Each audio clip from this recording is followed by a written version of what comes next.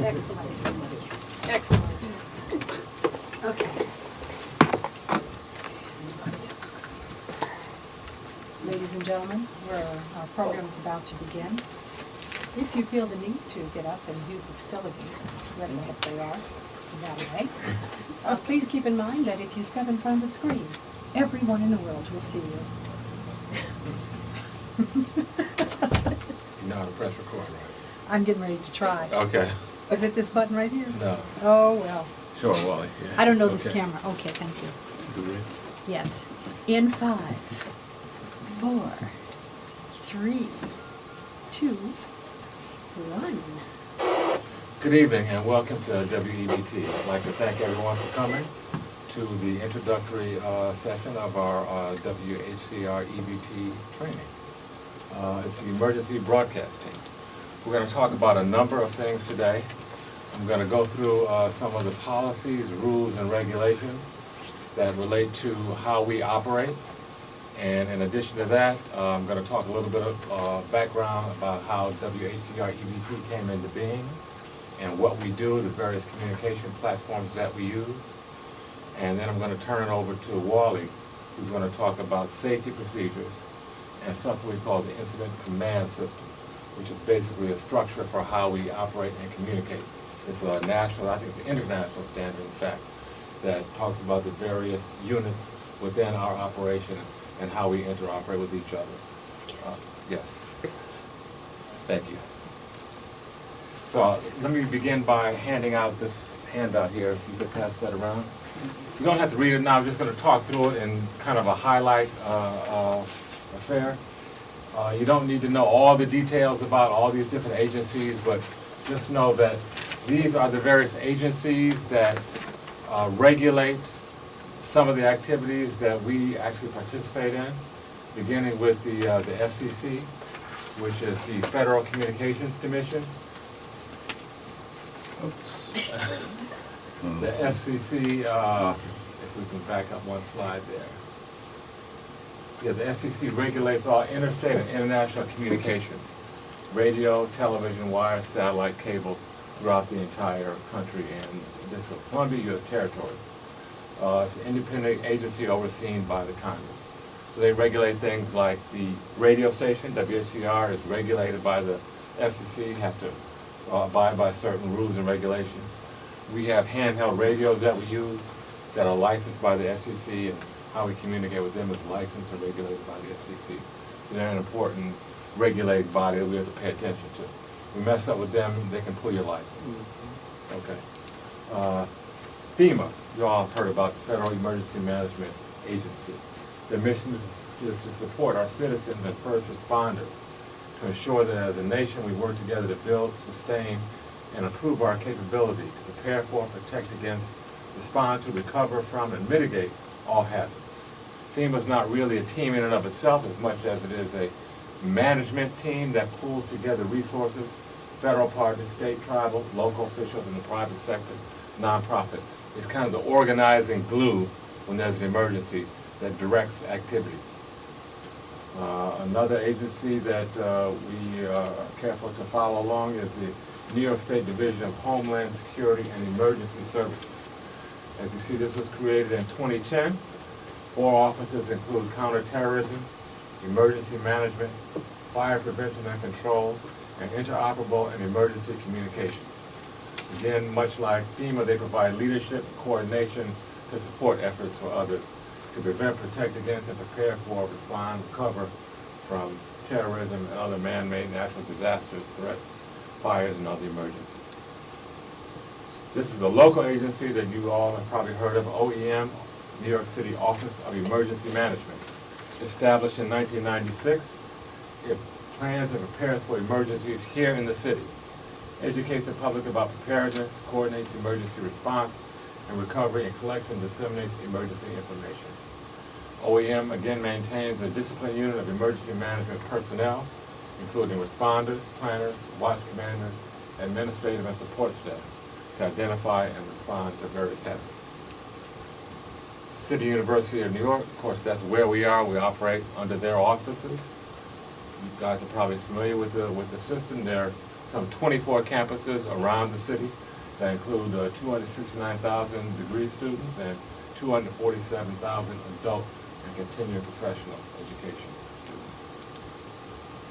We're here at CCNY, which is the City College of New York, flagship of the City University, comprehensive teaching, research, and service institution dedicated to accessibility and excellence in undergraduate and graduate education. I'm not going to read all that, but basically it's a blurb about CCNY and how great an institution it is. And we certainly are very happy that they are hosting us here. Radio station WHCR, which is right here. The studios are right here just adjacent to us. They're actually broadcasting live as we speak. Is a community radio station broadcasting from the campus here at City College of New York. WHCR seeks to provide skills in communications and related disciplines to students here at the college and community members. WHCR seeks to empower its listeners by providing informative, educational, cultural programming that speaks to the diverse populations of Harlem, Upper Manhattan, and some sections of Bronx, Queens, and New Jersey. And just to go back for just a second, that's really kind of the broadcast footprint of the radio. That's why we're talking about these particular areas. That's where the signal reaches to. Certainly covers all of Harlem, Upper Manhattan, some sections of Bronx, Queens, and New Jersey. WHCR EBT, Emergency Broadcast Team. That's us. Wali's going to go to another PowerPoint here. I'm going to talk a little bit about how we came into being and what our mission is and some of the communication platforms and tools that we use. Wally, go down here. Right, over there. There we go. From the beginning.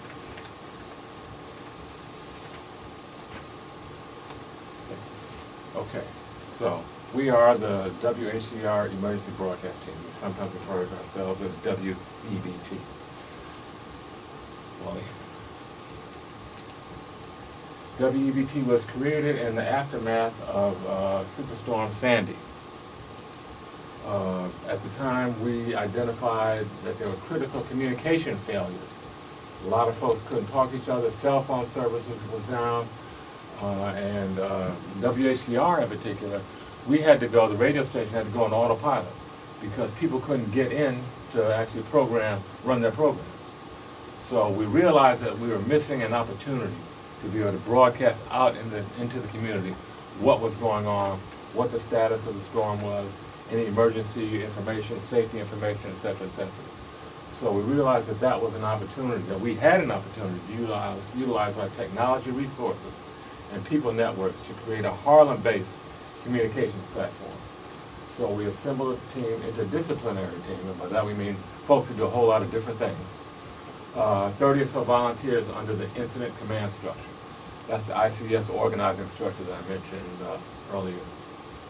WEBT mission, provide emergency preparedness, mitigation, response, and recovery information to the Harlem community. Preparedness is just getting ready. Mitigation means to kind of reduce the negative effects. Response and recovery, okay, something happened, now how do we respond, how do we recover? Provide the Harlem community with a communication system that is reliable, resilient, and redundant.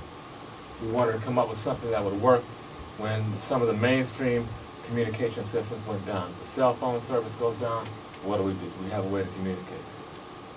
Provide real-time news, local news and updates about what's going on in the Harlem community. During normal times as well as during emergencies. We have a number of strategic partners. The Office of the President of CCNY is behind this effort, supports us 100%. We partner with Harlem Hospital, Citywide Disaster Service. They are another communication service based out in Staten Island and Brooklyn that during Superstorm Sandy, out on the Far Rockaways, there was no communication. The police couldn't communicate. The only communication system was handheld walkie-talkies provided by Citywide Disaster. They provided incredible service to folks out there who had no other way to communicate. So they're one of our partners and have helped us in terms of training on how to use these mobile radios. OEM, Harlem and Bronx CERTs, this is Community Emergency Response Teams. These are local groups that are organized under OEM that are volunteer organizations that do training in emergency preparedness and response recovery. Very much like what we do, but the difference in us is we specialize in the communications infrastructures that are needed to get information out there. Citizens Emergency Response Network.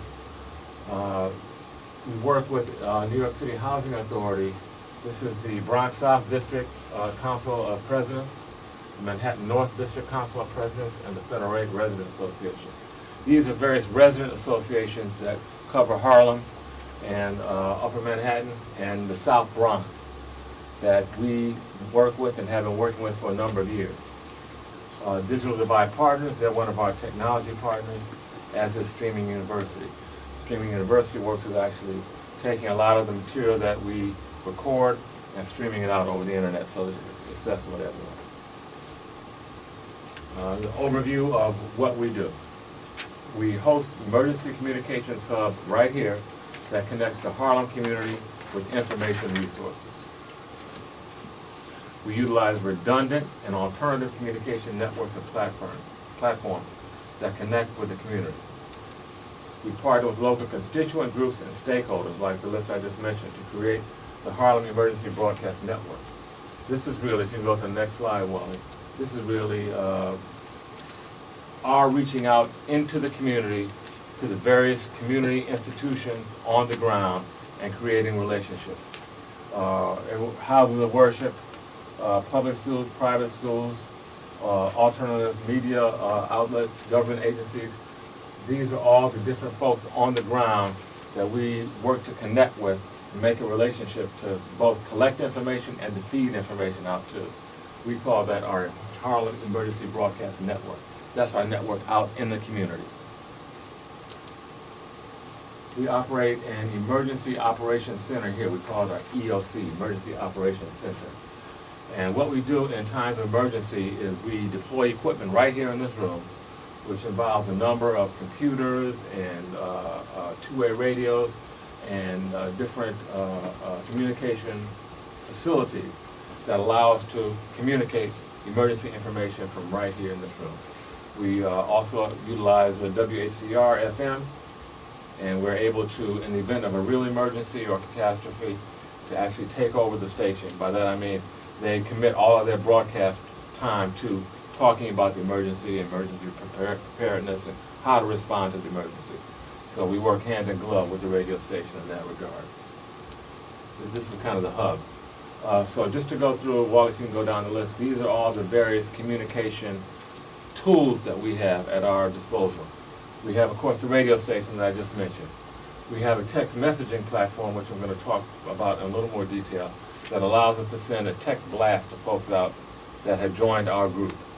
We have handheld radios, which is the two-way walkie-talkies that I mentioned, that work when the cell phone's down. When everything is down, those things still work, because they go radio to radio through the air, so they don't need a network. We have a website that has constantly updated information, including a blog. And a blog is just a way for people to write back to us. So if you're on the website, you can tell us what's happening in your community, in your block, in your area. So it's a way to get two-way communication going. We utilize what's called social media. Everybody knows about Facebook and Twitter. We utilize those as well. We also have live streaming and archive streaming. The archive streaming is training stuff, like what we're doing today. We're recording it now, we're going to be archiving it and making it available for other folks to see at their own leisure. Just go on the internet and boom, and go to where we have it located. One of the other things that we're doing is we're creating wireless technical campuses around the community, in particular in starting with NYCHA. And that's a way for us to empower local residents with technology to have access to information, including access to what we're doing here. What just came on? Okay. We also use solar power. We don't have a lot of it yet. We're looking for funding to expand it, but in a number of locations, we have solar-powered antennas and solar generators that essentially keep the access points, the Wi-Fi access points that we have out in the community, keep them running. So if there's a power blackout at your development, you get anywhere near this access point, you can get on the internet. And also the folks in the I'll talk about the command center. We're setting up command centers at the wireless technical campuses. And eventually we'll be putting them on alternative power as well, so that the resident association leadership in the developments has a way to communicate in the event of a blackout. Okay. The text messaging platform.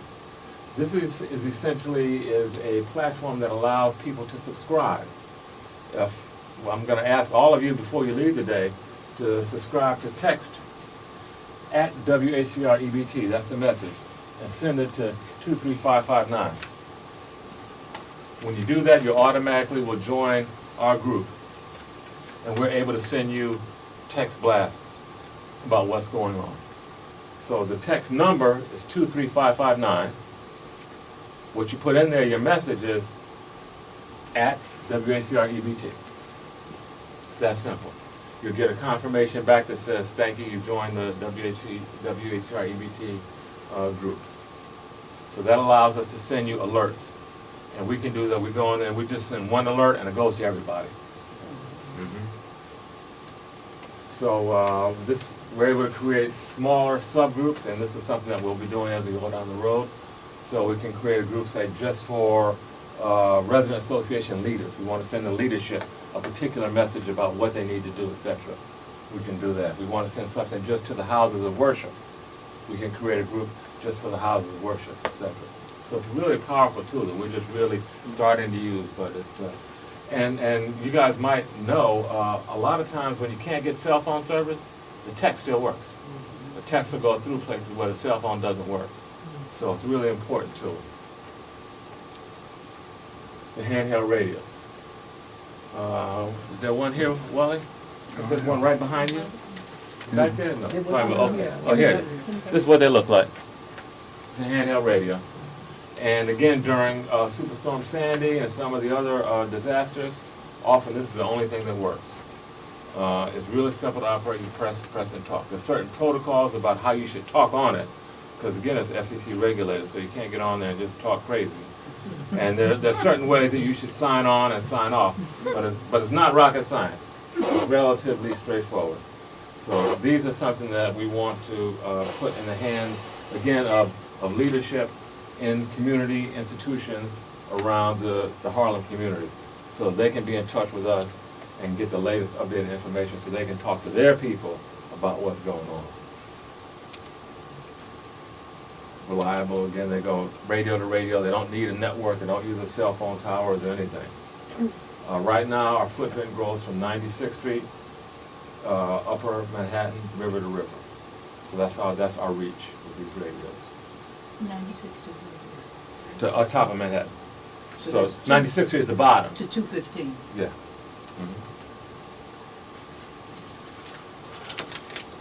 This is our website, WHCREBT.org.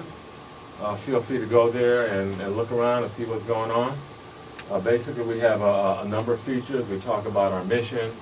We have a calendar of events that's coming up. We have announcements about our training.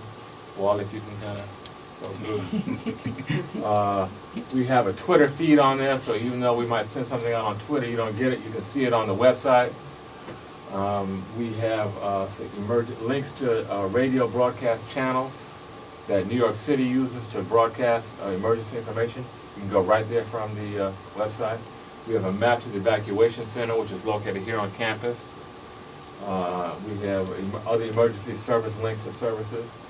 And the website is also multilingual for Spanish speaking, or for that does about probably 20 or 30 different languages. Excuse me, just click on the button, go down to what language you want, and the whole website translates to that language. Social media, we have a Facebook page where we post alerts and emergency information. We also have videos on there. WALI, ABDUL, who's going to speak to you guys after I finish, recently got an award for outstanding service by OEM, Man of the Year.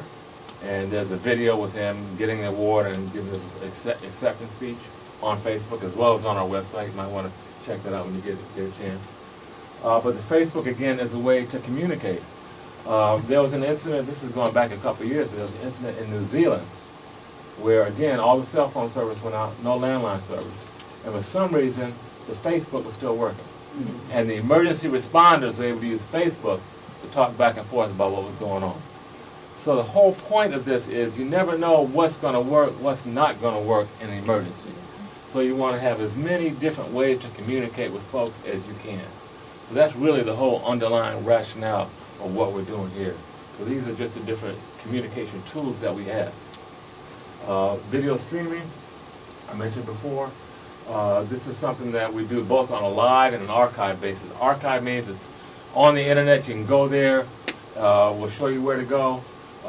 Right now it's all under Streaming University. You go there and you can see all the stuff we have archived. It's cataloged. We will be doing also live streams. We can stream live from here. In the event of an emergency, we can stream live video from here that you can see. It'll be posted on our website as well as on Ustream. Probably on Facebook as well. So stream is just a way to broadcast over the internet. That's just all that means. We also are broadcasting to our WBT Emergency Communication Network hubs. These are the wireless technical campuses that we're setting up starting in NYCHA communities for us to have direct communication between us and them in the event of emergency. And of course we're targeting the housing authority because so many of our people live there. It's the most dense housing in the entire city. The amount of people that live in the housing authority here in the city is as large as the city of Boston. Same size as the city of Atlanta. So it's a huge community. And I don't have to tell you guys how underserved it is. And we're like kind of the last ones that get thought about. So we're trying to move those folks up to the top of the priority list. And during non-emergency times, the whole idea is to use our platform to distribute local news and information. Wally? I talked about the wireless technical campuses. That's our way to communicate with the housing authority folks. Two-way streaming.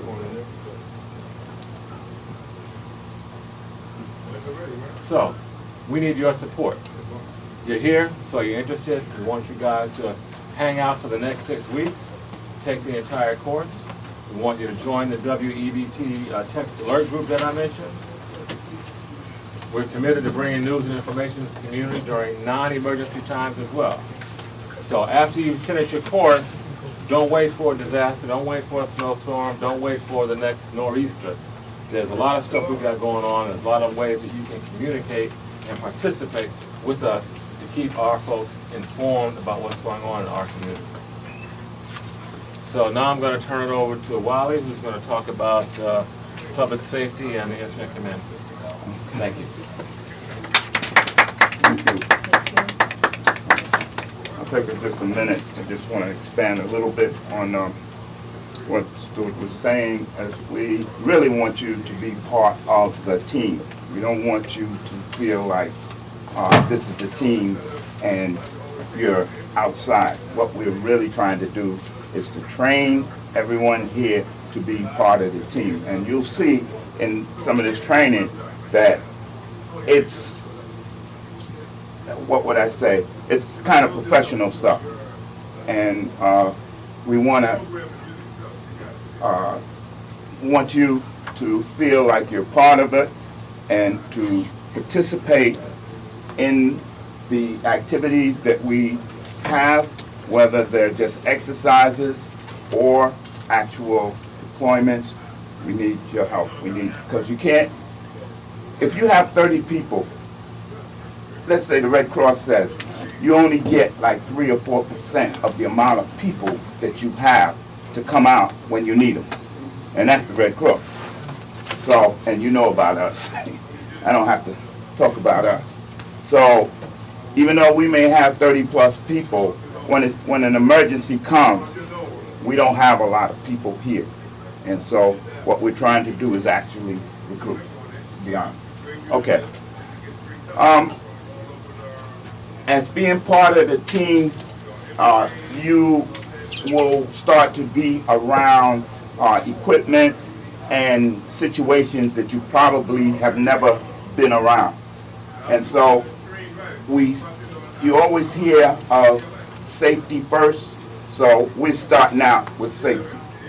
I have this picture here because this was some young men, young explorers, sea explorers. And when you get a gut feeling that something's not right, you need to go with it. Okay? The reason why I have this picture, this was a nice clear day. But one day we went to take out this is a big boat. It actually, I forget how many oars on each side, but you see it goes up way back here. And when we got there, it was like a real cloudy day. And it was about, I'd say, 15 of us. Mostly it was just like 2 adults and the rest were, you know, young people the age that you see there. And we were getting ready to go to take the boat out.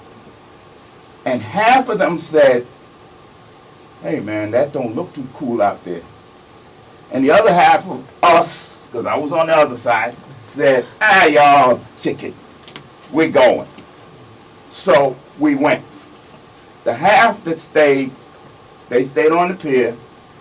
The other half, I went out with the other leader, and we got halfway out, and all of a sudden we're pulling, but we're not going nowhere. Because now we're pulling against the current. And I mean, we're really pulling, and like, uh-oh, we're in trouble. Well, this would actually happen at SUNY Maritime Academy. So one of the officials there came out, and he kind of saw us, and he asked the boys that were on the pier, did we need help? And they said, I think they do. So, and to make a long story short, he went and got in a boat, and they pulled us in. Okay? The reason why I'm saying that is that group that stayed on the pier probably saved all of us. Because if they weren't on the pier, nobody would have known what to do. Maybe if we were all in the boat, and I mean that current was really, really, really strong, where you're talking about what you can see 3 oars here, but there's 3 more oars here. So I mean that's a lot of power, and it wasn't going. So I don't want to belay this, but the point that I'm trying to make is that if you feel in what we're doing, and somebody gives you an order, and you got a gut feeling, go with your feeling. Go with your feeling. Okay? Next.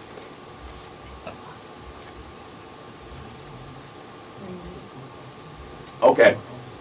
We're going to talk about some different things that you need to do when you come into our environment. You always need to sign in, because we always need to know who's here. And this helps you, and it helps us. If it's a deployment, that means that, you know, we called you up and we're asking you to come in to work during a snowstorm, a hurricane, or something like that. So then you need to sign in, and when you're leaving, you need to sign out. Because we have to know who's there, who's not there.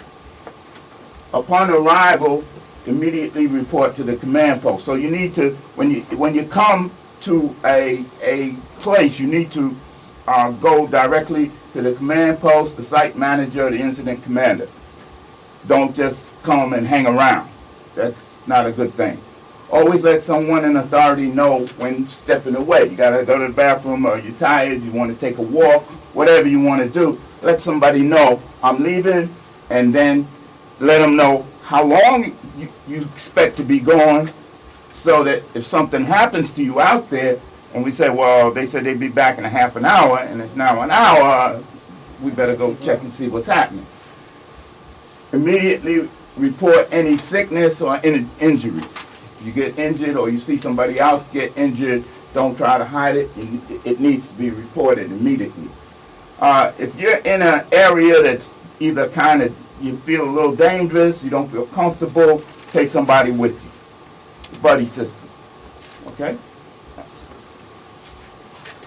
When working around equipment, I mean, this goes good for in your house and all of this stuff goes good for you in your house or wherever you are. If you're going to unplug something, you always heard hold the plug. Well, that's true. Don't pull the cord. Hold the plug. Don't let, if you happen to be working on equipment, well, you may not be working on it because you may not be technically inclined. But I may be working on it, and I might tell you, well, turn that off or turn that on. That's not a good thing.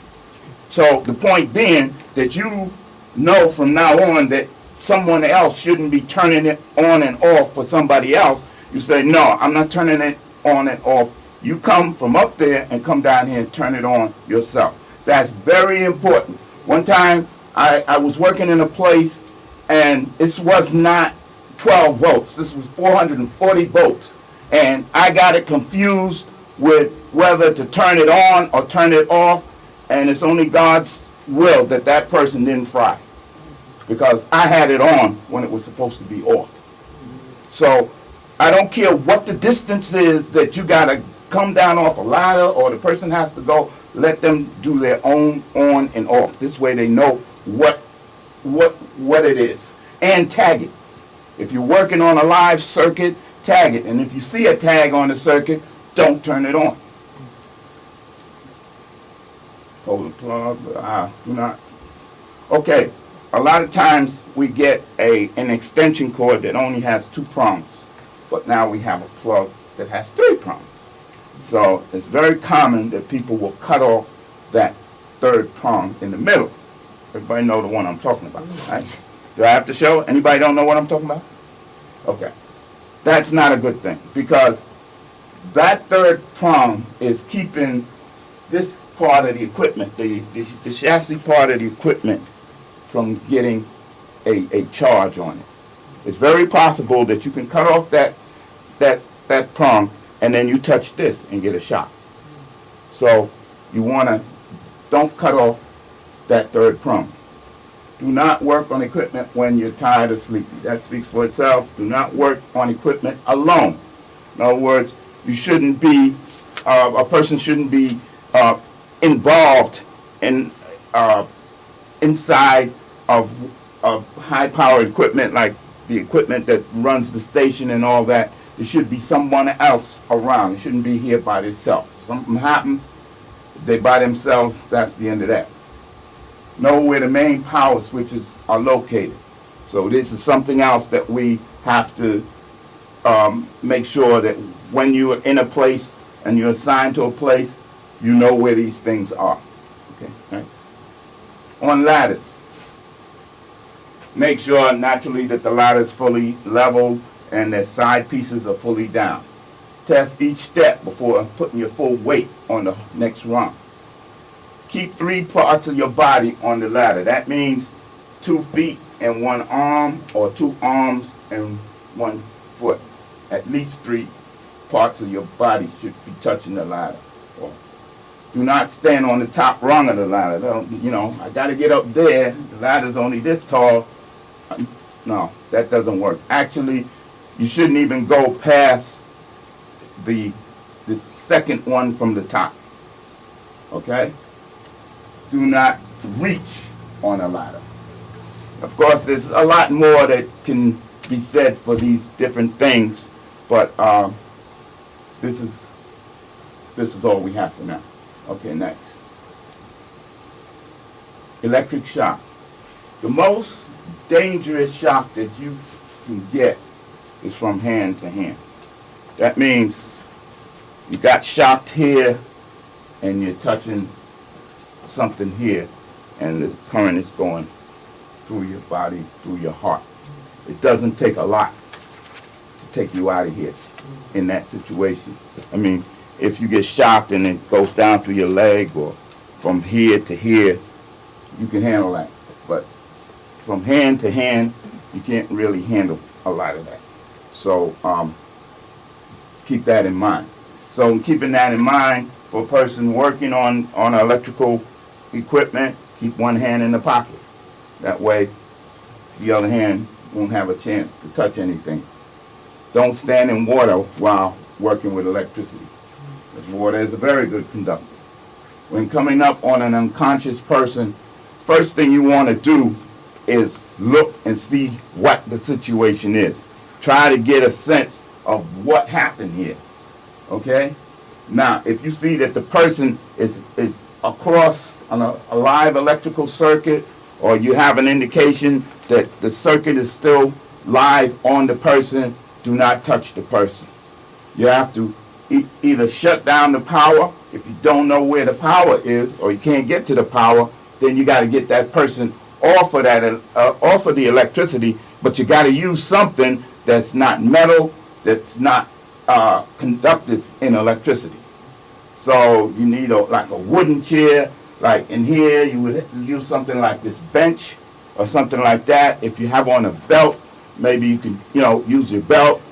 Those type of things. So you got to be. These are just quick things that you're not going to remember everything that we're talking about, but we're just trying to jar your memory as far as these things. Okay, and we already said never touch a person lying on a live electrical wire. Okay, next. Okay, the first thing you do if somebody's unconscious around you, the first thing you want to do is say, get help. Point to a person, speak to a specific person. Just don't say somebody get help. Speak to a specific person. You get some help. You understand? So that, there's no hesitation. Okay, so now we're talking about taking life-saving action if it's necessary. Rescue breathing or CPR. I had I don't know if we have time to deal with it today, but we'll end up going over some of that. Actually, we had hoped to have the fire department come in and give us CPR instructions, but they couldn't do it on the time that we had set up for them. So at that time, they're going to come in and give us some fire instructions. But somewhere along the line, we'll get the CPR going. Locate burns where electricity entered the body and left the body. So if a person had on a belt buckle, a point of contact, and always they touched it with their skin, an electrical wire, if it's a real, if you see a real, what would I say, a burn, electrical burn, you treat it as a third-degree burn. What's a third-degree burn? It's when the skin is actually charred and might be, the top skin is actually destroyed. Okay, next. Okay, third-degree burns. This is just to tell you what it is. Some skins may burn away. Some of the skins may burn away, and some of the flesh may be charred. Growth cells from new skin may be destroyed. Okay?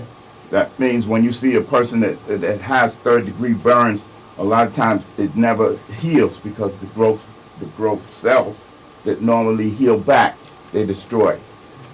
It says, do not use jellies, creams, greases, or sprays. It may relieve the pain from the person, but it'll slow the healing process. And it's very difficult to get those creams, greases, and sprays off when they get to medical help. So it's best not to use it. Protect the burn by draping it with a clean, damp cloth or a Band-Aid. To relieve the pain in small areas, apply ice packs, cold cloths, or dipping the burn in cold water. Give the victim lots of water to drink, and like we said in the beginning, get medical help as quickly as possible. Anybody have any questions as we're moving along, feel free to ask.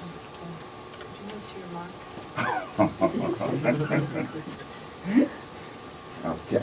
Thank you, sir. Okay. You want to take a break or we want to keep moving? You open it? Hmm? Okay, so let's take a couple-minute break. And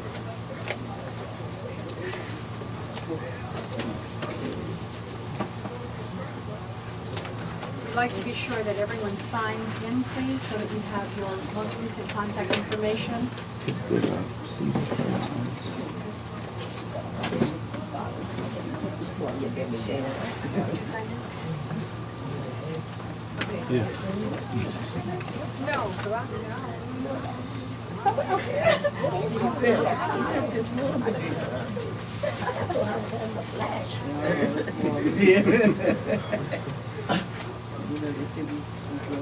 Yeah.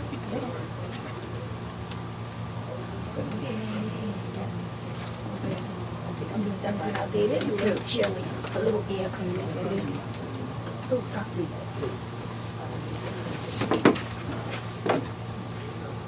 How are you? Stuck on my chair. You all right? Uh-huh.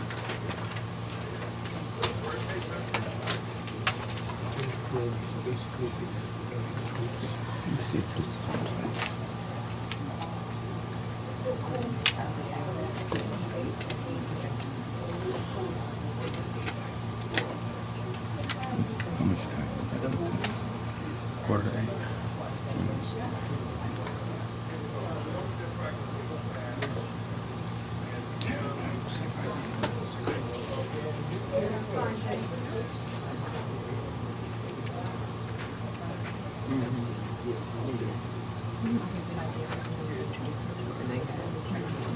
Right.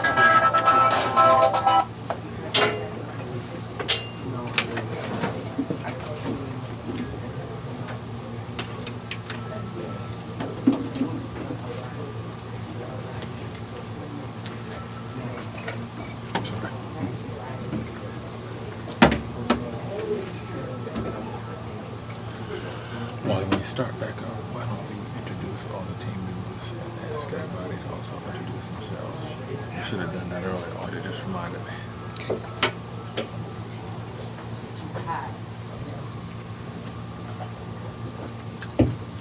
Burning up in there, right?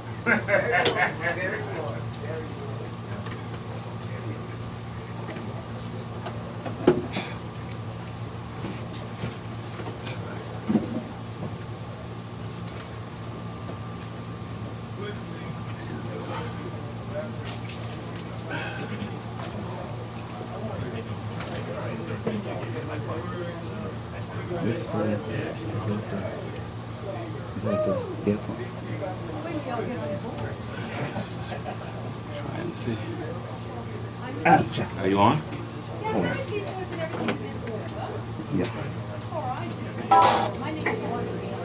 No.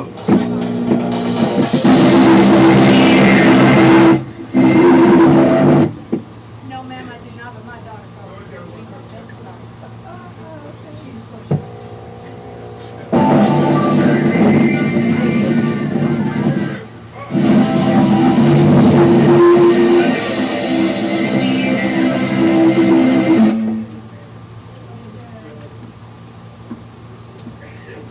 It's on? It stopped for some reason.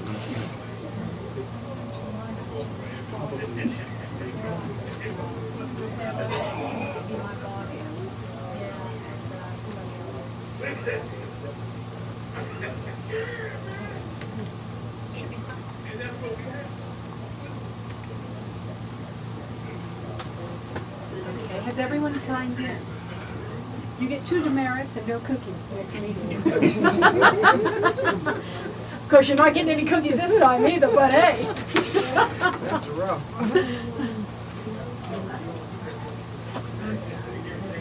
I don't know, you have to ask Stu and Wally. Yes, Wally, be so kind as to stay on your marks so that he doesn't have to keep finding you with the camera. That would be good. Yes, thank you. You know, you can do a lot within those confines. You can turn to the side, I'm saying, you can I was sitting here and You I can kept wanting to say, gesture. Yeah. I tried, but you know, I should have said, "You help!" Exactly. But I didn't want to interrupt his flow, you see. You have to be a supportive team member as well. Does everyone remember how to sign up for the text alert? That's really important. Yeah, that's very important. well, I really know that. I have a free phone, so Okay. my minutes remember. Well, text doesn't take minutes. Yeah. Do you have, yeah, and when it's, does our text alert doesn't take up text things, does it? Does it count as a number? We don't send a lot of text. We try to keep it to a minimum, however, it's good to have it. In case your phone goes out, you'll be looking, you'll say, this thing is not working, and all of a sudden WEBT comes in, bip, we're here, come join us. Excuse me, sweetheart. Okay.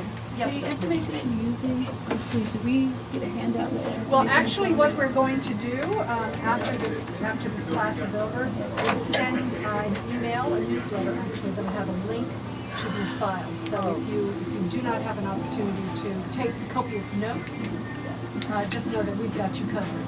Thank you. Yeah, just make sure we get your email address on Yeah. your sign-in sheet. Because you're Yeah. now WEBT team members. Thanks. That's good. Okay. Introductions? What we'd like to do at this point, Okay. Okay. Let me introduce you first. What are you going to introduce? Oh, could you come in? oh, yes. What we'd like to do is introduce our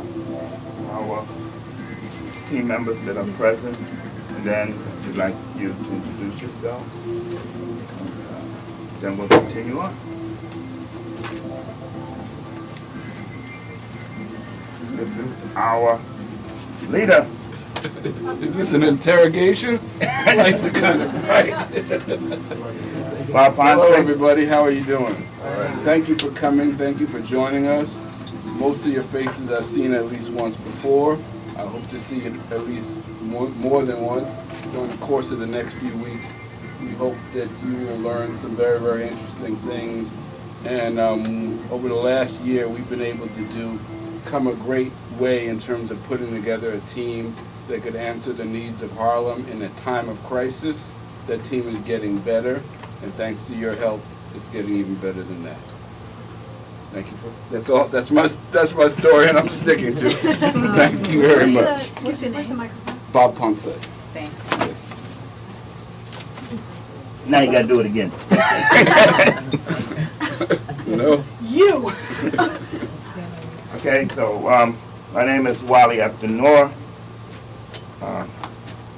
You like to say it's my idea? Maybe. But like I said, this doesn't work without you. We need you here. We need you out in the street.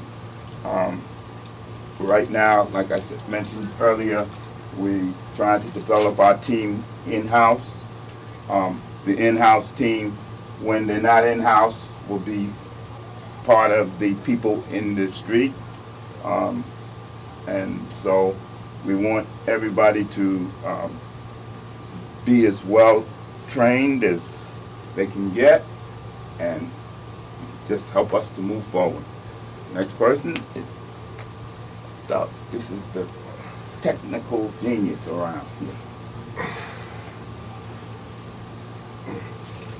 My name is Mr. Dougie. My friends call me Mr. Dougie. You may call me Mr. Dougie. Thank you guys for coming out and learning about stuff we do here. And hopefully you guys will get your, maybe a license, a radio license, and be a broadcaster and help your community out. God bless you and thank you so much. Sexy time. R.D. Adams. This is one of Just the represent me. major brains around here. Actually, I'm backup. Yeah, that's what I am. I'm backup for all the team members, as we are all backup for each other. I too want to say thank you for joining us. This is a really worthwhile effort. And Wally said that he's been credited with having created it. It was indeed his idea, and that's why we're all here. And it just goes to show you the power of one person. And then with you joining us, it shows you the power of the community. So thank you. Bring your friends. This is such an important effort for the community going forward. If, God forbid, we should have an emergency in this community, you won't find the major networks communicating directly to the community. We want the community to know that they can count on WHCR 90.3 FM to broadcast information that is of importance and pertinent to this community. Period. WEBT started, what was it? It seems like forever ago because we've been working at it for such a long time. But last November. Last November. And we've come a long way. I mean, you can see by the presentations that have been made thus far that we have accomplished a lot. And it's because we back one another up. But now we need to expand this network into the community. So we need you here every single class. And if you know people who want to be involved and are community-minded and know how important this is, not just for themselves and their families and their buildings and their children, but for the community at large, invite them to come. Tell them how important it is. We need everybody that we can get. And that's all I've got to say. Thank you. And Stuart, Stuart, I'll get the camera.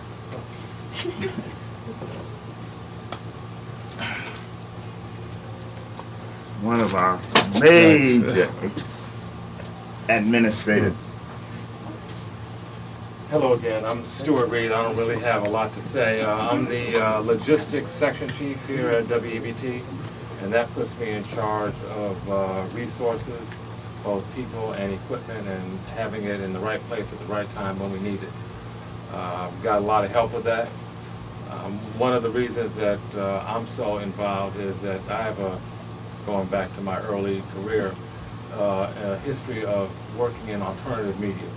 I remember starting in video production when people didn't know what video was. Talking about before the VCR, pre-VCR, early, mid-70s. And we looked at cable TV back then as an alternative media that maybe could help empower our communities. To some degree it did, to some degree it got kind of co-opted by the big media companies. Well, today we have the internet, which is a global communications network.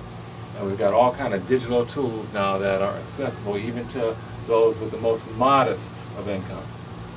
So I'm really excited about the challenge that we have to utilize these tools, to utilize the internet, to utilize the resources, technical resources we have out there to communicate with each other, to help each other grow and learn. So I'm very happy that you guys are here. And just to echo what Wally and Audrey have already said, please come back again and again and spread the word, let folks know about what we're doing, and get them to come here and help join the effort. Thank you. Okay.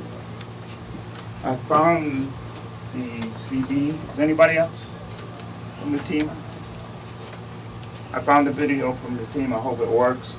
If it doesn't work this time, we'll have it for you the next time. So we're going to try and see if we can get this going now. We can turn off the lights while this plays, maybe, Wally, and Yeah. cool the room off a little bit. Right. You know, these, how come these, do we really need these? Turn it off. We don't, certainly don't need it now. No. The black wire. Black wire.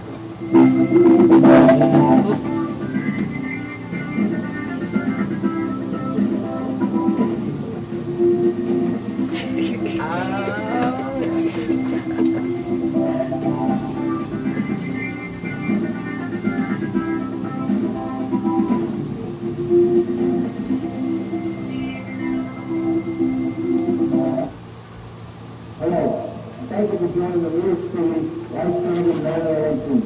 Participating in this community's CPR programs will help save many more lives throughout New York City. European waters cost more than 1.3 million medical emergencies each year, and many of these emergencies are needing help. Be part of training New Yorkers that are ready to take action. Your response is critical to help save lives. Whether yourself, or your friends, And most importantly, please be your family. Be 911. 911, what's the emergency? A murder's collapsed at the stadium in section F. Is the patient awake and breathing? No, I don't think he's breathing. Is anyone doing CPR? There's a guy doing CPR. He sent me to call 911 and get a defibrillator. Can you verify the location? The stadium, near Roosevelt, in section F. Your bus is on the way.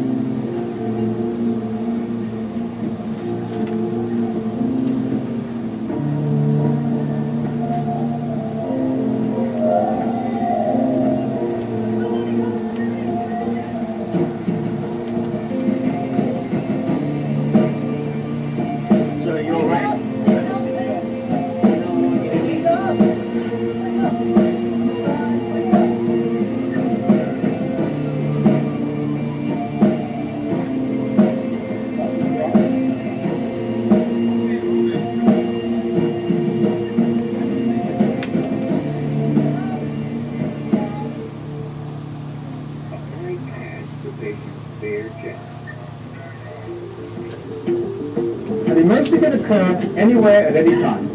When it happens to your family, friends, or neighbors, use this critical minutes to make the difference between life and death. In a few short moments, you will learn how to identify the need for CPR, initiate the 911 system, begin chest compressions, and if available, use an AED. When you call 911, rest assured that we at the FDNY are responders. Be 911 until we arrive and save a life. Thank you for being part of the FDNY life-saving team. Be 911. Be 911. You can too.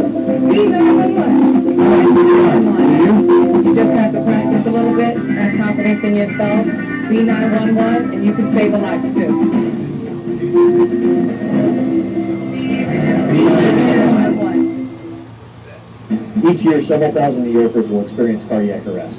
For these patients, it is not the care they will receive in the hospital that is most important. It is the care they receive in the first minutes after they collapse. Care you can provide by performing chest compressions until EMS arrives. Without early CPR, the opportunity for life can be lost. And so your willingness to perform CPR, to be 911, can truly be the difference between life and death. Your bravery can give the patient a second chance. So remember, it takes just one person out of many to take action and help save a life. When someone's life is in the balance, we need you, they need you, to be 911. Thank you for being a part of the FDNY's life-saving team.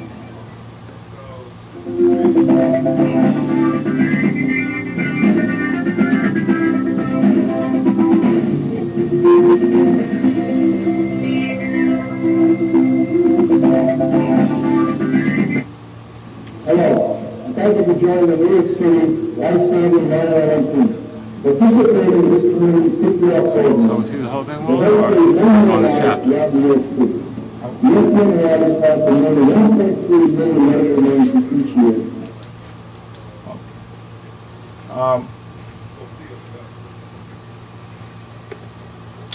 We're going to move on.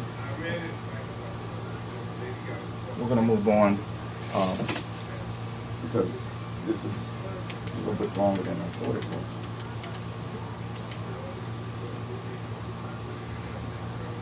But basically, what is being said here, CPR is a combination of giving breaths and chest compressions.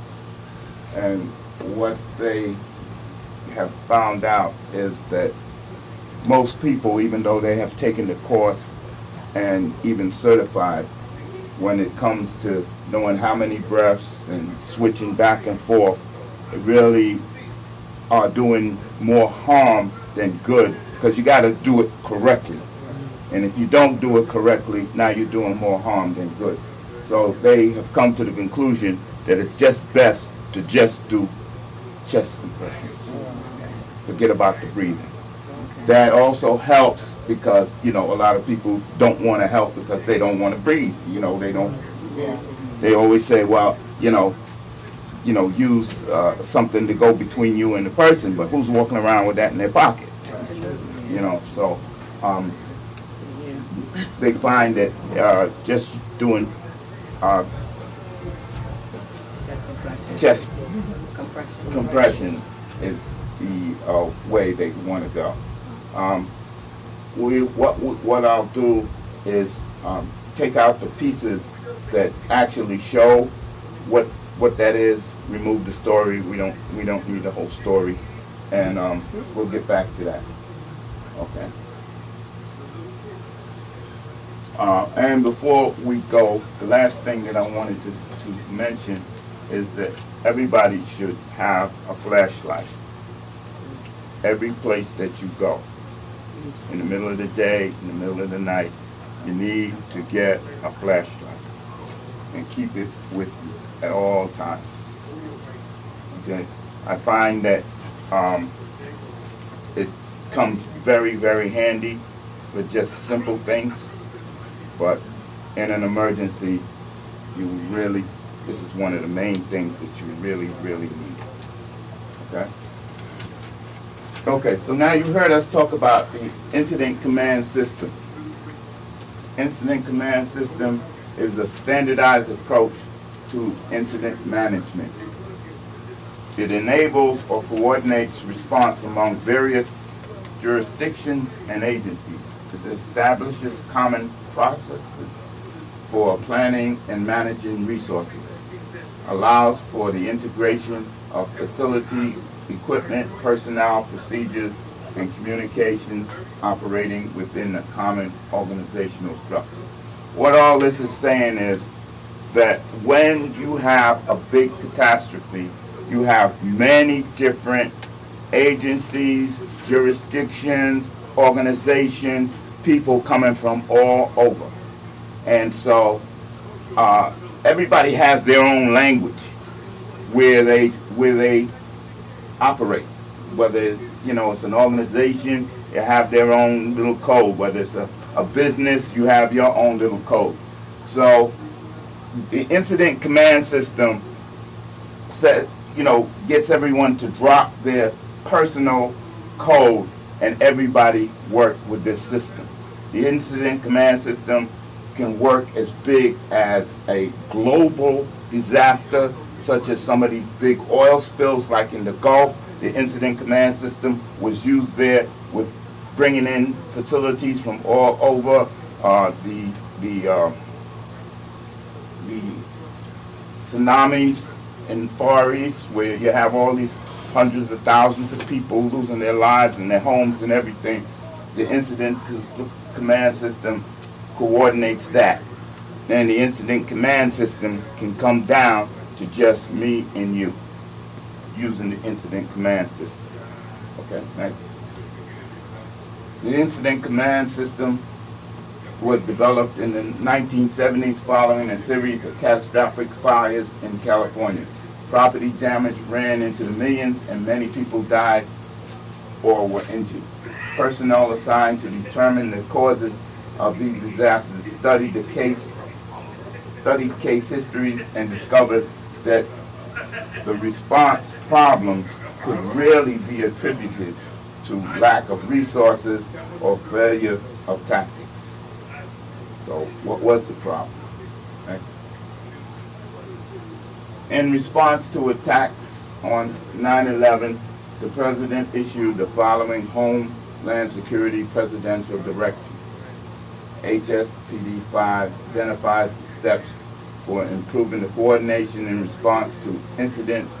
It requires the Department of Homeland Security to coordinate with other federal departments, agencies, state, local, tribal governments to establish a national response framework and a national incident management system. We call that NIMS. what is that? Homeland Security Presidential Directive 8, directed to lead a national initiative to develop national preparedness system, a common, unidentified, unified approach to strengthen the preparedness of the United States to prevent and to respond to threatened or actual domestic terrorism attacks or major disasters or other emergencies. Now you might be saying, well, why are we getting all into all of this? I mean, you know, hey, we just here in Harlem. We're not an island. And whether they're gonna help us or not, we need to know what's there. We need to know. You're not gonna get any help if you don't know that the help is there. So we need to know the whole system.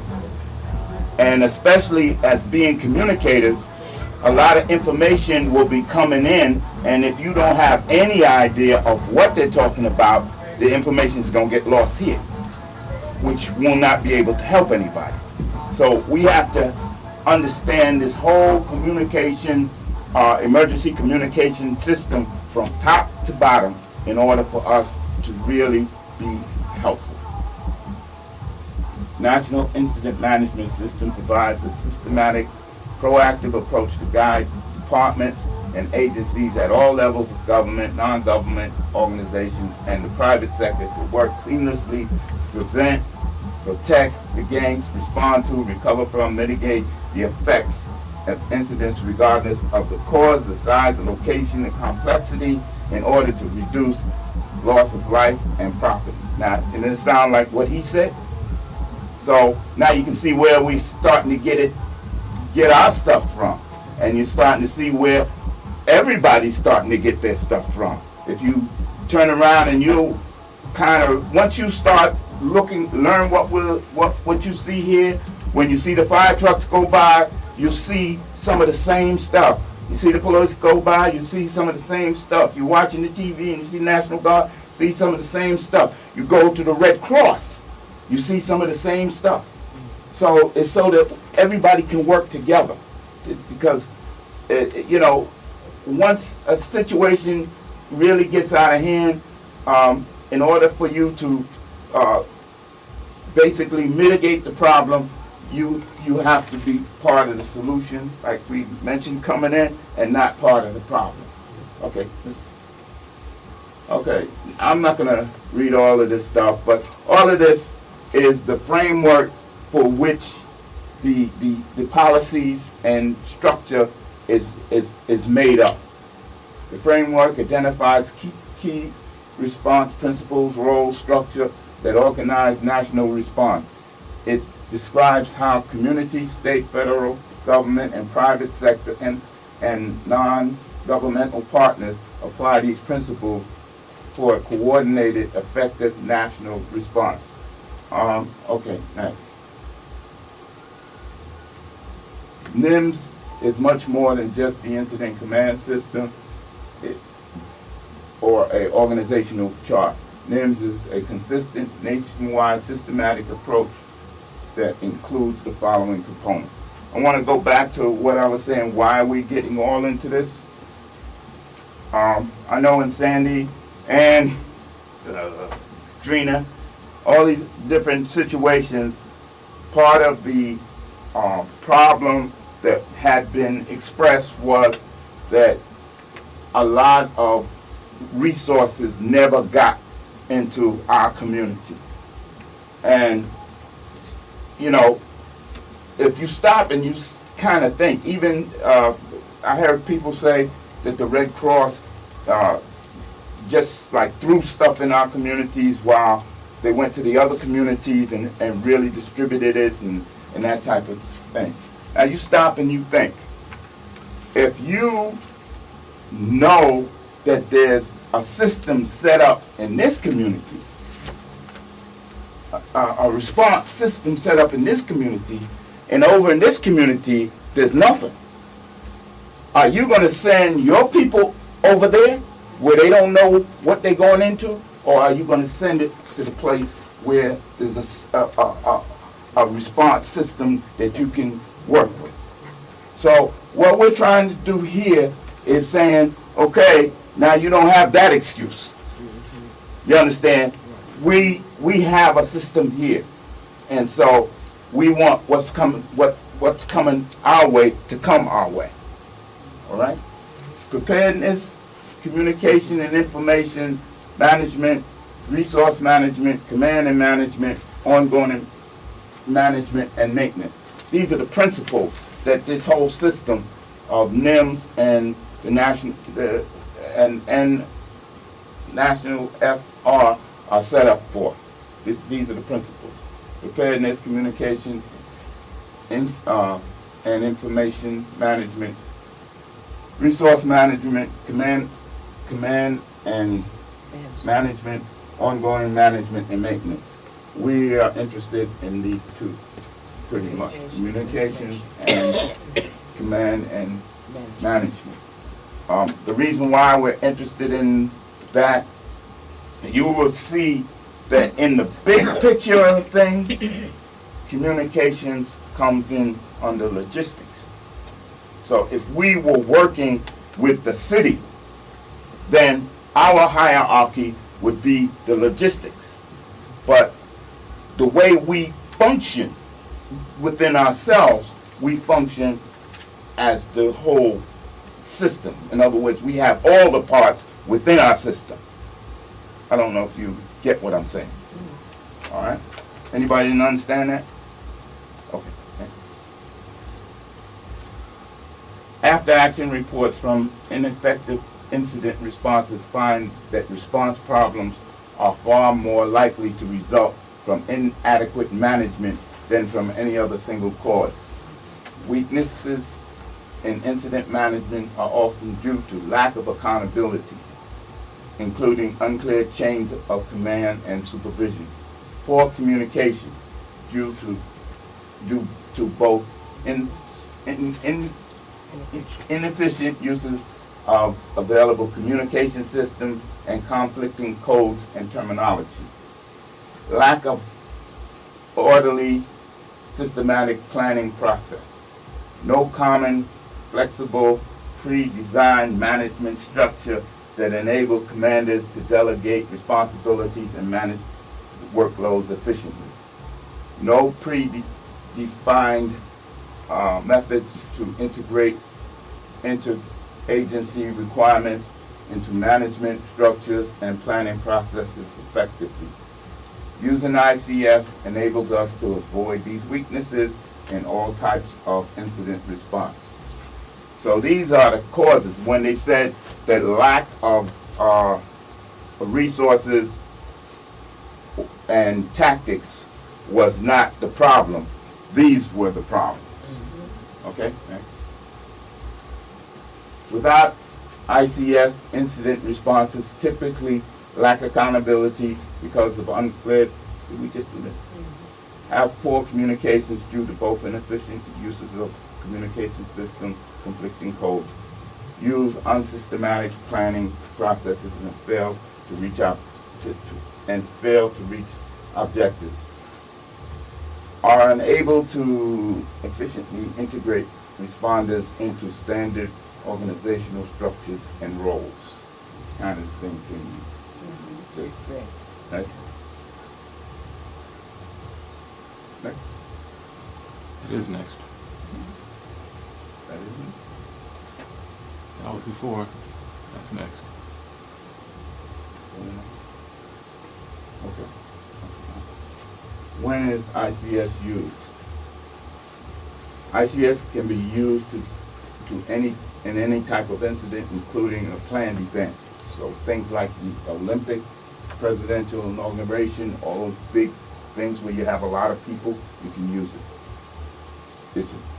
The use of ICS is applicable to all hazards, including natural hazards, disasters such as fires, tornadoes, floods, ice storms, earthquakes, foodborne illnesses, or epidemics. Technological hazards, dam breaks, radiological or hazmat releases, power failures, or medical device defects. Human-caused hazards, criminal or terrorist acts, school violence, or other civil disturbances. Not just for large-scale incidents. As a system, ICS is extremely useful. Not only does it provide an organizational structure for incident management, but it also guides the process for planning, building, and adapting that structure. Using ICS for every incident or planned event helps improve and maintain skills needed for large-scale incidents.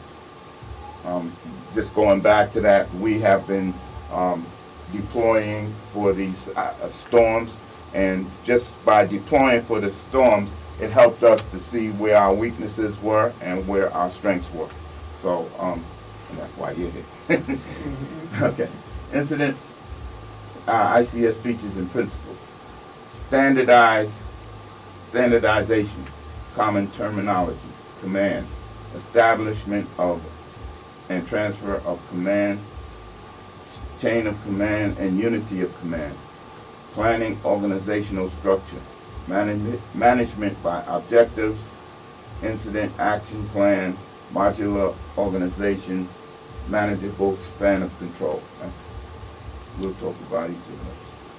Facilities and resources, comprehensive resources management, incident location and facilities, communication/information management, integrated communications, information and intelligence management, professionalism, and accountability, dispatch, and deployment. So these are just kind of different things that we need to be aware of. Common terminology and clear text. The ability to communicate within the incident command ICS is absolutely critical. During an incident, communication should use common terms or clear text. Do not use radio codes, agency-specific codes, acronyms, or jargon. The goal is to promote understanding among all parties involved in managing an incident. So this is where you drop 10 codes. You might hear somebody say 10-4, you know, this, that. Okay, this gives you an idea of EMT. Okay? The following meaning of a common acronym illustrates the importance of using clear text. So you might say, in your head, get a EMT. And all it could be any of these. Just look at that. And I just like to add to that. A few weeks ago, I was working with some Boy Scouts, and we were talking about electricity. And I forgot what the question was, but the answer came back to me, AC. And what the question was, what is a load? A load is actually something that uses electricity. That's the thing that uses electricity. So I asked the boys, what's a load? So one boy came back and said AC. And in my mind, I didn't ask you about what kind of electricity you use, alternating current. So I said, AC. He said, yeah, air conditioning. So that I experienced that day, and I thought directly of this. AC is alternating currents. You understand? 110 volts AC. He wasn't talking about that. He was talking about, and he was actually right. An AC does use the load. An AC is the load. Okay, man. Command definitions. The next ICS principle is clarity of command and who is in charge. The National Incident Management defines command as the act of directing, ordering, or controlling by virtue of explicit statutory, regulatory, or delegated authority. When you are using ICS to manage an incident commander is assigned. the incident commander has the authority to establish objectives, make assignments, order resources, and in doing so, the incident commander works closely with staff and technical experts to analyze the situation and consider alternative strategies. The bottom line is that at an incident, and I like to use the fire department. I like the way the fire department works. I don't like their hiring practices, but the way they work, you see this. Okay, so at a big fire, there's going to be an incident commander. And you see that. Okay. Thanks. The incident commander should have a level of training, experience, and expertise to serve in this capacity. Qualifications to serve as an incident commander are not based on rank, grade, or technical expertise. So at an incident, depending on what it is, you might have, let's just go for a thing, a colonel or something in the Army that has a higher rank than maybe a captain, but the captain, he knows more about that incident. So that captain will be the incident commander, and that colonel will just have to fall in place. Chain of command is orderly line of authority within the ranks of the incident management organization. Chain of command also allows incident commander to direct and control the actions of all personnel under his or her supervision. Avoids confusion by requiring that orders flow from supervisors. Chain of command does not prevent personnel from directly communicating with each other to ask questions or to share information. So that doesn't say that the incident commander, he's, fully in charge, so you can't talk to nobody else. No, you can talk to other people, but you get your directions from the incident commander. Under unity of command personnel, you report only to one person. So if you come on an incident and this is the person that you're responsible to, then somebody else comes along and tell you do something contrary to what this person told you. You ignore what that person tells you. I don't care what their rank is. And again, we're going back now with common sense. I mean, if somebody's telling you you're going to step off a cliff, and then naturally you're going to do that. You're not going to do that. But I'm just talking about, how things can get hectic, and this guy run up on you and say, "No, you go do this," because he's looking for somebody to do it, and your post is here, and they said you just stay there, and that's all I want you to do is just stay there. And some other guy from some other place comes over and says, there's just a guy standing there. Let me get him. Forget that. You just do what you were told to do, and that's basically it. Process, okay, transfer of command. Okay, this is a very important thing. The process of moving the responsibility from the incident command from one incident commander to another is called transfer of command. Transfer of command may take place when a more qualified incident commander arrives and assumes command. The jurisdiction or agency is legally required to take command. The incident changes in complexity. The transfer of command process always includes the transfer of command briefing, which may be oral, written, or combination. Now, just to give an example, again, we were using the storms for practice, and I was like the incident commander, like through the night, and by the time, now I'm the guy that always screaming ICS, and ICS just kind of went out my head because I was thinking of something else. And when it was time to relieve, everybody pretty much knew what they had to do. But the thing that I failed to do was to find a person to put in charge of everybody. And guess what? Even though everybody knew what they were supposed to do, About an hour later, it was total confusion because there was nobody left that was left in charge. So this is very important. Okay. Incident objectives used to ensure that everyone in the incident organization has a clear understanding of what needs to be accomplished. So, you know, you're not on no secret missions here. Everybody needs to know what the heck is supposed to be happening, right?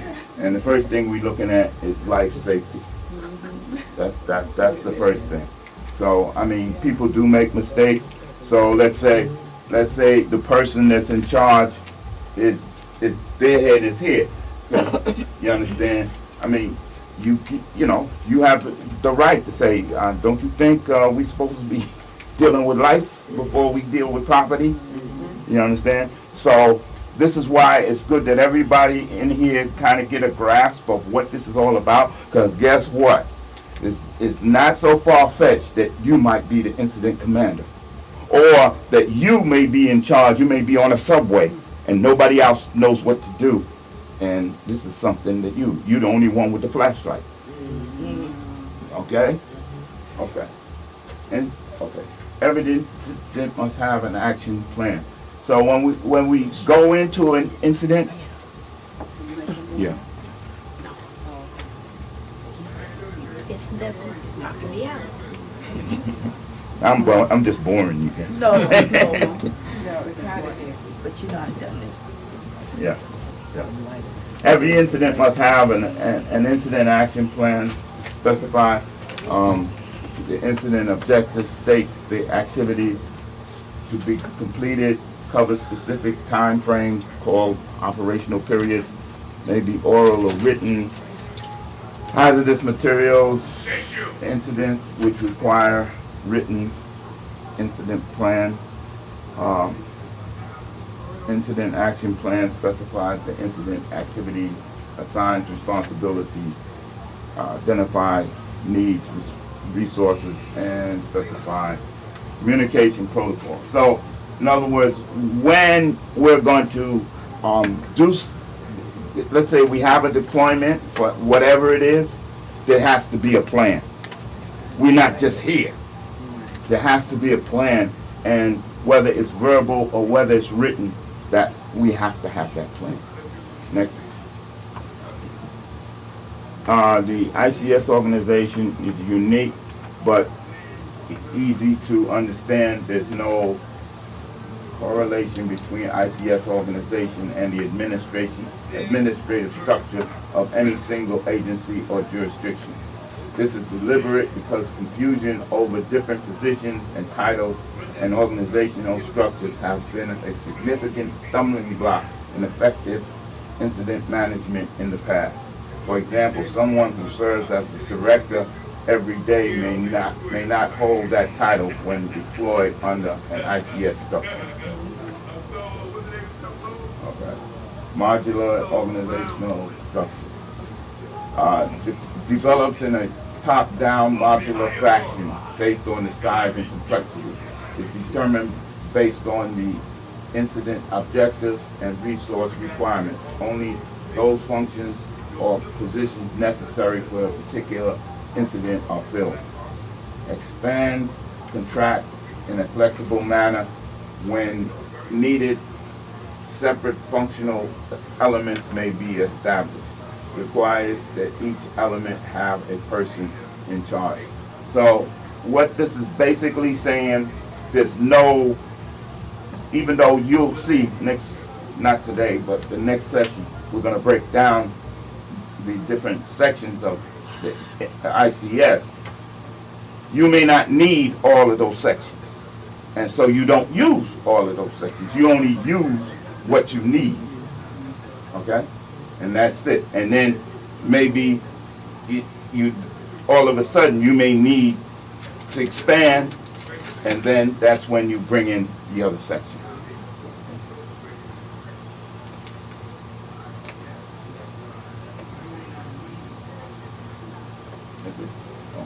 Okay, and this I think is the short end. Span of control.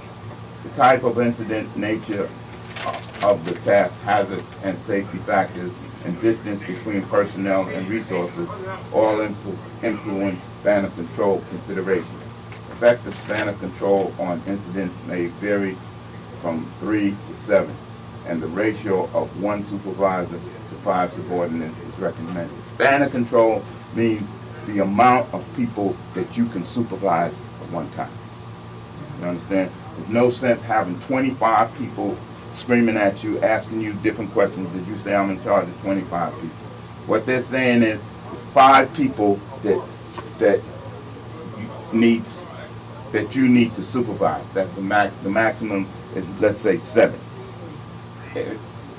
If you have to go above that, then that part of that 5 needs to be broken down so that they have people. So let's say if you have 30 people, I don't know if my mathematics is going to be right, but you have 5 people that you have, and then there's 5 people in each one of their, so each one of them has 5 people. And now it expands on down. So depending on how much it is, nobody is dealing with more than 5 people, or 7 people, or 3 people.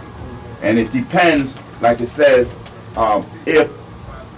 if you have a large area, then that's less people that you can keep control of. You may only be able to handle 2 people if it's a large area, where if everybody's in this room, you can deal with 7 people. So that's the difference. The incident command post is the location from which the incident commander oversees the incident operations. In other words, okay, like I said, I like to use the fire, for example. If you find the guy that's really in charge of the fire, the incident commander, he is not in the fire. I mean, he's not right there. His command post is a block away, but he can see what's going on. Okay? So he does not get involved in the actual fighting of the fire. His thing is to stand back and see the whole thing. Okay? And actually, each kind of supervisor, which each of you probably, if you hang around here long enough, will be, that's the whole key to the whole thing. You don't, if you have people working for you, you don't do that work. You have to stand back, and it's not like it's I'm bigger than you or none of that, but it's so that you can see the whole thing. You can see the whole picture. Because if you get involved in one part of it, something over here will get by you. So you need to not get involved. Staging areas are areas, and this is something that we'll be doing here, are areas like you'll see a big fire. Again, I like to use the fire department because they right on this thing. You see some guys fighting the fire, they're in the fire, but over there you see about 10 trucks just sitting. Well, that's the staging area. That's where they pull in the resources. In other words, the resources are on the premise. A fireman can only stay in those fires maybe a half an hour, and then they gotta have. So you gotta have somebody that's right on the scene that you can pull the backup in. Okay, so that's where the backup stays, in the staging area. I remember I'm on the CERT team, and we used to go on exercises, and we would go there and they'd rush. Okay, now we're doing X, Y, Z. And then we would be sitting in this area for over an hour and a half. And we'd be complaining and this, that, and that. But that's what the staging area is. And they just pull you out as they need you. You understand? They may never pull you out, but that's why you did. Right. Okay. The base is a location that is not like the home place, the actual headquarters, but it's a location where primary logistics and administration functions can be taken care of. Okay? That's a base. A camp is a place where you can have sleeping, food, water, sanitary services, and, for the personnel. But, you don't have no secretaries or none of that stuff there. That's just for human services. And then like a halo base is a location from which helicopters, center operations are conducted. So a helo base would have the logistics that a helicopter would need and the crew would need. But a helo spot is just a spot. Let's say it could be a parking lot or something like that. That's nothing. And then again, you might say, well, why do I need this? When we're talking on these two-way radios, sometimes it's clear as like the person is sitting next to you. And then sometimes you can't hardly understand what the person is saying. But if you already kind of, you hear stage, well, you might, what'd you say, stage, well, you must be talking about staging area, because maybe the rest of it fits in a staging area. But if you've never heard of a staging area, you never heard of a base, that whole conversation is gone. You understand? So this is the reason why we really trying to get everybody up to speed. And like I said, a lot you know, in here or wherever you're going to be, the communication is not going to be that clear. It's not, you know, that's where we have problems with the folks here at the station. They're so used to crystal clear, you know, music and everything. And so when they get into this, what are you, crazy? You expect me to listen to this? You know, that type of thing. But if in emergencies, you have a lot of noise, you have people yelling, you have a lot of noise from the environment. So you have to kind of be able to pick out the words and understand what's going on. Okay. The end. That's the end. So I hope we didn't bore you to death. And like I said, the whole purpose of this, we're trying to develop the team. We need as many people on the team as we can get. There's no top limit. There's no top limit, and because maybe when the incident happens next time, I can't come, but you can come, and then the following time you can come, but I can't come. So we need folks to participate. Also, one of the things that we're offering here, anyone that's interested in learning, two things. Anyone that's interested in learning amateur radio. We had it going on at the same time, and it's too long. So we're going to start that up again, but we'll start it up when this session is over, so that you know, we don't hold people all night. What is amateur radio? Great question. Amateur radio. You ever hear of ham radio? Yeah. Well, that's amateur. Same thing? That's what that is. And so that they're not working on a license or something? they're definitely working on a license, but they're not being paid. That's the difference between amateur radio and professional. Can I ask you another question? What about the people I hear on WACR? Are they amateur or are they paid? They are not paid, but they're not what we call amateur radio. See, amateur radio is a section that the FCC set aside for people that want to use radio and communications as a hobby for emergencies and that type of thing. And so they have different levels of expertise in amateur radio. And it starts out like you start out like technician, then you go to general, then you go to advanced, and then I forget what the other one is. But each one of those you got to take a test, an FCC test. And what it is that they give the amateur radio people their own band of frequency so that they can talk and do different types of things. It's not just talking on radio. They got television. They talk in space. They talk to the astronauts sometimes. I mean, they do a lot of, you know, they do whatever can be done with electronic communication. Amateur radio gets involved in. And so basically, the higher your license is, the more you can get involved. The reason why I said that we are going to deal with it is not so much from the hobby end, but it's history that when you have these big tsunamis, earthquakes, all these things where the whole infrastructure is wiped out, the first communications that come out of these places is from amateur radio. Okay? So if you're going to talk about emergency communication, you're going to have to talk about amateur radio. And the second thing is, if anybody's interested in actually learning how to, you know, operate the board in there, we will be setting up the group to learn that.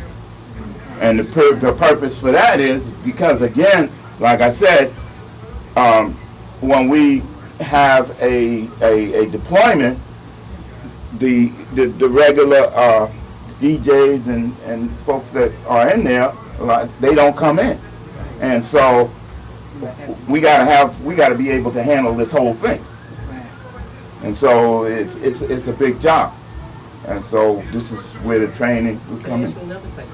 I went to a DJ school 30 years ago. It was on 47th Street, and at that time you had to, I'm sure it's completely different now, you had to pull the record back, you know what I'm saying? No, you can look in there. No, but that looks more electronic than what was happening 30 years ago. Yeah, well, it's definitely more electronic, but the concept is still the same. People up there and then they zoom on out in there. I was like, but then I went to Denmark, and they had a little bit more, you know, working electronically, but I'm sure this was like 20 Well, years ago. one of the good things, go ahead, you want to say something? Yeah, how, and when are you going to start that amateur radio? When this session is over, because it's too much trying to do both. We tried it. We tried it the last time you were here, right? And what you'd be here. It's a whole lot, and it, you know, people getting out of here 11. That ain't working. You know. You know. So we, you know, when this is over, this 6 weeks is up, then we'll get into that, and there's a lot to that.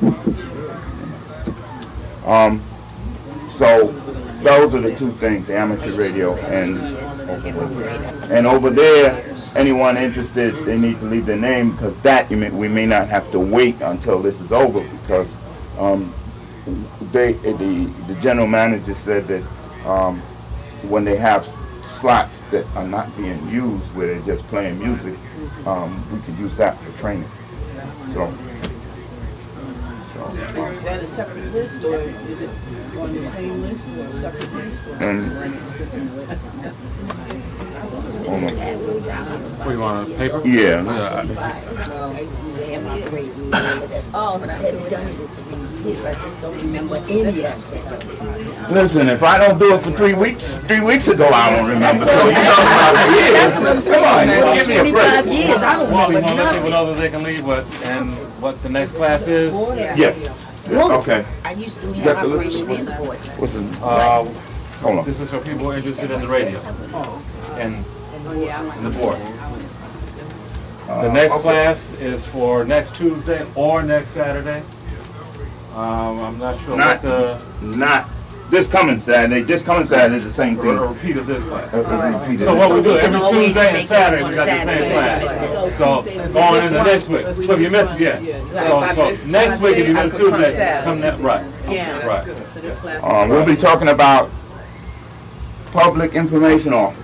In other words, okay, now we are in an emergency, what kind of information, because what we actually want to do is give different information, not different, but give information that the mainstream media is not giving. Why is somebody going to listen to WHCR if they can turn on NBC and hear the same thing? They got more money, they got more resources, so, I mean, we can't compete with them. So we have to have something off our something. That's important, because I know, like, at Wrangell Houses, the building that's the most northernest one, okay, anybody know that part of Harlem knows it's almost like at an angle, because it narrows out and go up, and that building took a beating. And like, I don't think that many people in the community even knew they were in need over there, or that anything had happened. And then some mischief went on with something else, but that's beside the point. The point is the community itself, and I think we were enough of a community that if we had known our neighbors were having that kind of problem, Would respond. you know, we would respond. We wouldn't be waiting for nights and all this other stuff. And, you know, I was just upset about it because it was like, well, how is this happening over here? Nobody knew. Right. And that's because there was really no system in place to get that kind of information out. And then you gotta be careful about who the information goes to, because we did make an outreach to you. And the people that got the information to individuals over there in Wrangell, the people that were going Well, to no, I wasn't in Wrangell. I just found out about it on the QT maybe about But what I'm 2 saying months is like ago. the housing managers, the PTA people, But and this is- sometimes this is it's why the I'm- information that you go to, they're not interested in. But see, passing that's it why on. I'm saying if you have people who do care and they're there in that community, then that information would have gotten That makes all the out. difference. It makes You a know. difference, but the And people that's- weren't concerned to pass the Well, information. no, no, on say to the give people, us say to- those people weren't. Well, those, the A people lot that of we us, spoke to but a were lot not of us concerned. up there that aren't involved with those folks would care about what's happening with our neighbors. And we didn't know anything about it. Well, you've been taken care of. We've been paying attention. That's why the zones have been changed specifically for people like you. The zones on those maps were changed specifically for people like you that were always off the radar altogether.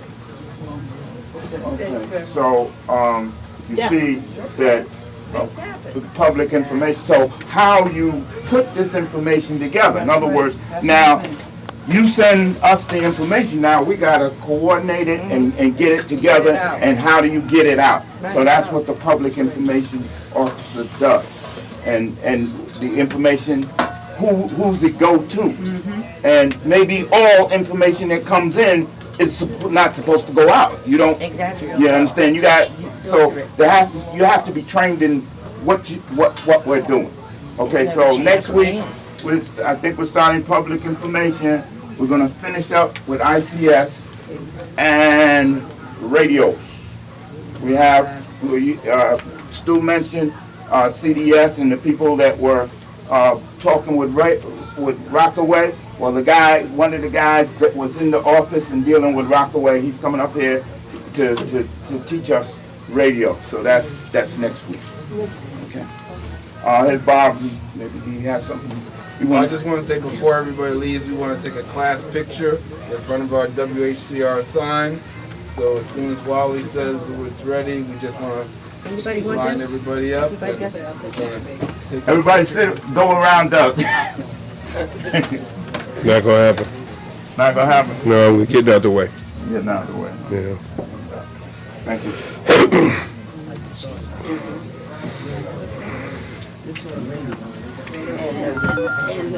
Take your chair or whatever you want to do.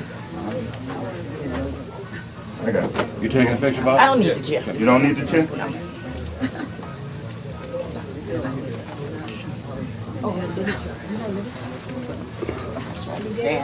No, oh, yeah, that was the last one. I'll send it. Suitcase. Did you sit my suitcase over there on that chair, please? Thank you.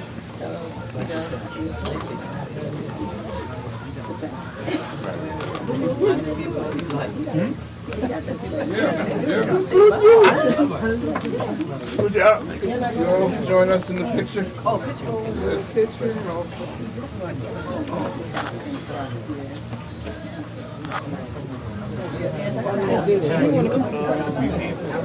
No, I'm going to keep you. Oh, okay.